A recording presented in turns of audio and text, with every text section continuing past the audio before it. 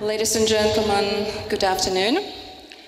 Allow me to start this, if not the last, so one of the last events of the Forum 2000 conference.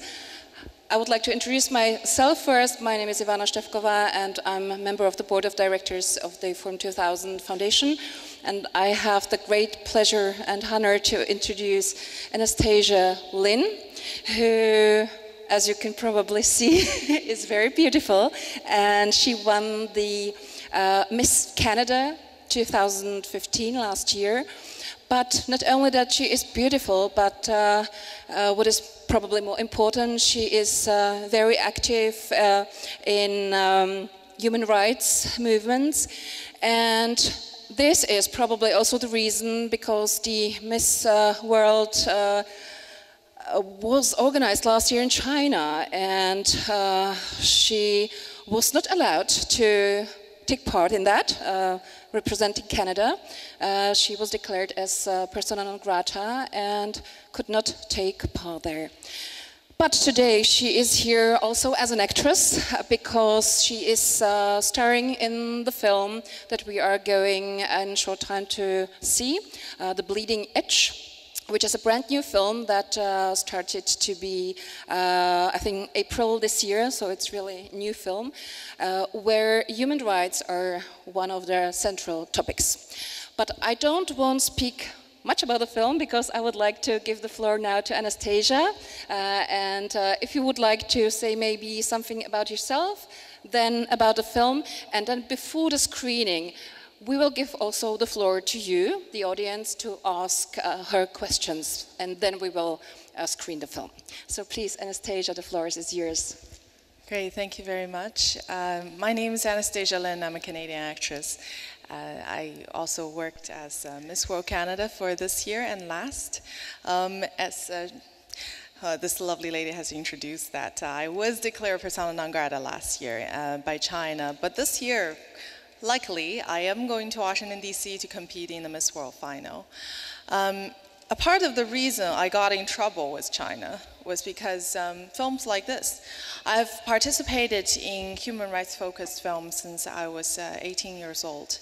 And at the beginning, I never thought that I would be in trouble with China, but after I won Miss World Canada, my father received a threat from the security forces saying that if I continue to speak up, then my family would be turned into like the Cultural Revolution. Now, for a lot of people outside, in the Western world, people don't really understand how, when one family member speak up, the other one at the other end of Earth would get threatened. But for a lot of post-communist states, I think people perhaps understand a bit more of this kind of pressure that is using family members or business as leverage to silence people who are not within the border. The film, The Bleeding Edge itself, the director, Liang Li, he won a Peabody Award on a similar topic for a documentary called Human Harvest. This film, The Bleeding Edge, talks about organ harvesting, which is one of the issues that's getting a lot of international attention these days. China is using political prisoners or prisoners of conscience, selling their organs for profit. Now, when we think about organ transplant, is usually when someone makes a donation of their organ, of their body part, is a gift of life from one to another. But in China, unfortunately, it's the other way. They make you dead to donate an organ. This year, there is a shocking report that just came out. The researchers researched each hospitals in China and find out that the actual number of organ harvesting is way greater than the number that we have expected, which is officially. Officially, Chinese communists claim that there are 10,000 organ transplants performed in China every year. But the thing is, Chinese people don't really donate organs. And before the year 2014, there is no national voluntary donation system. How are they getting these organs? And this year, the researchers digged into individual hospital and find that even one hospital in Tianjin is doing more than half of what Chinese has claimed officially. And there are 165 AAA grade hospitals like that in China. So that means there are a massive number of organ transplant performed in China. But where do they get these organs? The average wait time in USA for a liver is 321 days. That means just under a year, you have to wait for a matching organ to be donated to you. But in China, guess how long it is? 2 weeks. And that's the average time that the hospital advertised. They're able to find you a matching organ within 2 weeks, and sometimes within 24 hours, if you have acute liver failure. So this film, what we're about to watch, is actually my storyline. The character I play is based on true victims' testimony. The director tried to depict the scenes that the victim have described and stitch them all together within one character. The issue is organ harvesting, and it has received a Gabriel Award in USA, and I have also received Best Actress in Leo Award 2016 for this role. If you have any questions, you're welcome to ask right now. Later we're going to go into the film. The film is about an hour and a half long. So please, is there anybody who would like to ask questions? I know it's a little bit difficult before the film, but still. So if there's nobody from the audience, I will have the question. The persons who receive the organs, are they Chinese, or is there like a tourism to get organs transplanted? That's right, and that is a part that actually foreign government can be of help in this situation. A lot of Chinese hospitals are aggressively recruiting transplant tourists to go to China. These patients may be the ones that have been waiting for half a year for a heart or a liver to come to them with a matching blood type. And as the longer they wait, the more danger they are in. And when Chinese hospitals say you can get an organ within 2 weeks, of course, they don't want to take chance on their life. So there are a lot of organ tourism that goes into China, but also majority of the patients in China, of course, they will be Chinese. Israel has banned organ tourism to China already. Spain, Taiwan have both passed legislation to ban organ tourism. And if more governments in the world, around the world, would say that, you know, we don't want our hands be bloody. We don't want our citizens to go to China to receive these unethical organs. That would be of great help to tell the Chinese government, you know, you need to reform. So I'll try for a second time. Yes, the gentleman. Just please wait for the microphone. Thank you.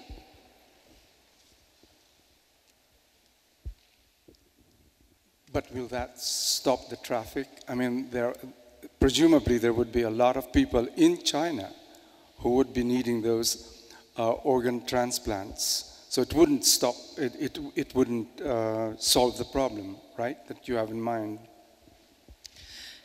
Of course, the changes have to come from China, just as in any country. We can only do so much. But when the Western government show that the distrust in the Chinese medical system, the Chinese will be put in a position that they know they have to reform. This year there's a Transplant Society conference in Hong Kong where the head of the Transplant Society, the second day of the conference, they hosted a press conference saying that, you know, China has not reformed and we don't trust you, we don't want to be a part of this. That is a gesture that a Western society can take when we are faced with atrocities like that in China. Of course, don't go to China for organ transplant. No, we prefer to be healthy. So, second question, please. Just take the opportunity to have Anastasia here, and if there's anything. Yes, please, a lady in the back. I'd like to ask if patients from those countries are actually asking where the new organs come from which people, and if they have any questions. Is there... if I understood well, it was very bad to hear, but what the people are who give the organs, that was the question? If the patients are asking where the new organs come from. Okay. I have interviewed people who have received these organs. Usually, of course, they will inquire, but China would say that it's either from executed prisoner or someone voluntarily donated, and they brush the question off. Of course, for someone who's in desperately need of a heart or a liver, those vital organs, I don't assume that they will press too much about that. But UN Special Rapporteur has repeatedly asked China to provide an explanation for the source of the organ, especially when sometimes the organs received within 24 hours. The head of Chinese Transplant Society, which is Huang Jiefu, he himself is a liver surgeon. In 2005, he performed an autologous surgery, which requires basically removing the liver from the person, remove the cancer cell, and implant it back to the same person's body. But then, as the surgery was progressing, he found that the cancer cells way bigger than he thought. So his backup plan was to order 2 backup liver from other 2 parts of China, one's Guangzhou, one's Chongqing. Those 2 hospitals provided 2 backup livers within 24 hours. Now, you know that liver is not, you have to remove it from a living person and that person's dead after, right? Full liver transplant, you can't really do a part like a kidney. So 2 people died because of this. They have the luxury of wasting 2 liver on a surgery that doesn't even need it. And researchers then digged into how could they get this massive number of liver or vital organ within such a short period of time. A lot of prisoners of conscience in China are targeted to medical examination when they're in prison, that just to assess the health of their organs. These people have gone through torture, gang rape, electronic baton beating, so any kind of like inhumane kind of torture that humanly imaginable.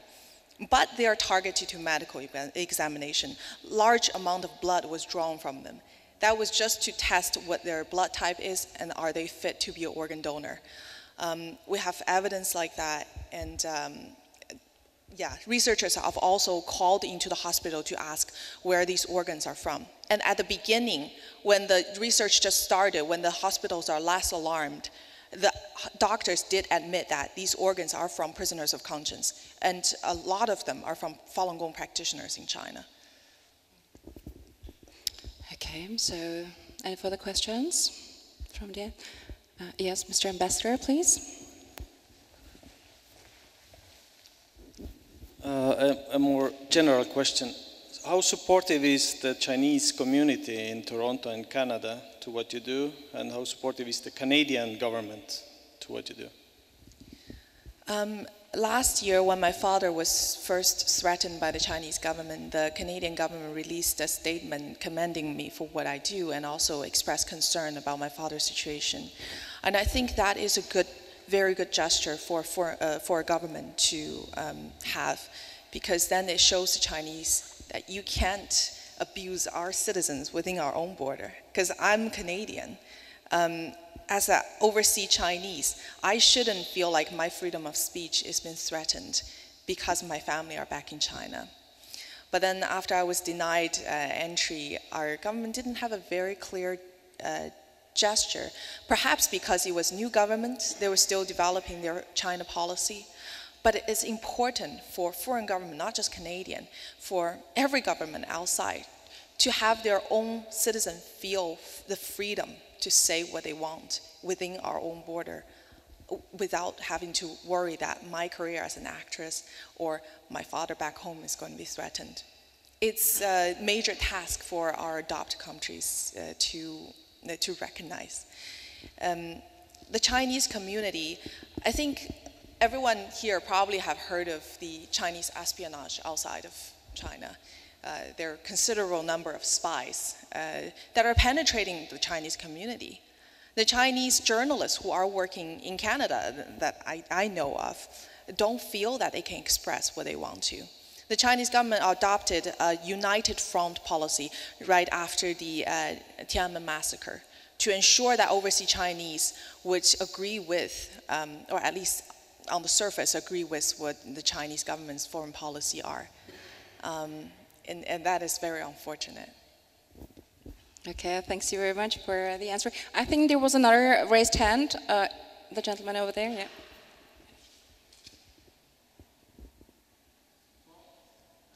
A question to Mr. Ambassador in many ways.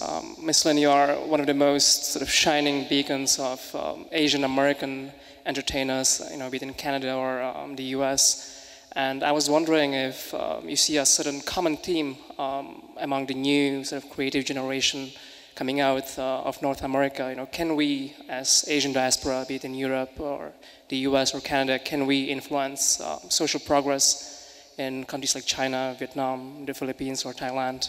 Thank you. Sorry, I didn't hear the question clearly. Thank you. Would you be so kind and repeat the question, maybe shorter and clear? The acoustics is really not very good in here. So please, echo is making us not hear. Yeah, we heard everything. So can you ask, please, once again? I guess just shortly, can we, as Asian diaspora, make social progress happen from the outside? Yeah, I think certainly, very much so.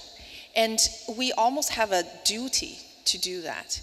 Because the Western world, sometimes they don't feel like they understand China or our Asian communities, Asian countries very well. Partly is because there isn't a sufficient bridge because of the cultural difference, language difference, to understand one another. And to promote understanding and to express our situation clearly to the Western society is very important. For example, no one that's not Chinese would truly understand what it feels like to be under the pressure of the communist iron arm outside of China more than the Chinese community themselves. And sometimes this is not being expressed enough to the Western society. They probably feel like because you're in Canada, because you're in the United States, you must be free and you must feel not threatened, but that's not the case. And I don't feel like there is a sufficient communication there. And as Asian diasporas, definitely that is part of our duty for our father generation as well.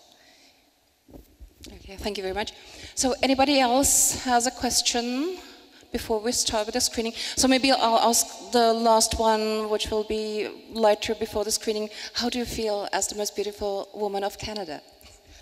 I feel like beauty is such a subjective thing, and people have certain expectation of what beauty queen should be like. And sometimes when we fail to meet that expectation, the internet comments, I tell you, is very vicious. But as I go on this path, I realized a lot of times when the stereotype of a beauty queen is broken, when people start to recognize perhaps I'm more than just a beauty queen, that's the moment when I feel most accomplished. Because to be recognized beyond what the very obvious glamorous title could be an achievement. And I do think that young women these days should also get out more and try to do these kind of stereotype breaking more. Thank you very much. Yes, because we have also some of the beauty queens in Czech Republic. They do a lot in children's rights and women's rights and as well. So of course it's not to be compared with what you do. So thank you very much for being with us. I think because there are no more questions, it's time for screening the film. So you have said some words about it, and so I wish you interesting time during this last event of the Forum 2000. And because it's one of the last events, so looking forward to see you next year. Thank you very much, and have a nice evening. Yeah, sorry, just before the film starts, I would like to add one last comment. The people you're going to see in this film, especially the Chinese cast, for them to be there and act in these roles, personally, they have taken tremendous risk. We have actors who were offered parts in this film and backed out. Even after they get to set, they were pulled back by their parents because they don't dare to do it. People, the Western cast and crews who participated in it also, it has tremendous courage because they might risk getting blacklisted by even Hollywood, because these days we all know that Hollywood is heavily penetrated by Chinese investment. It's a film created under huge pressure by a lot of courageous people. That's why it has received a lot of international awards. Yeah. So thanks again, and have a nice afternoon.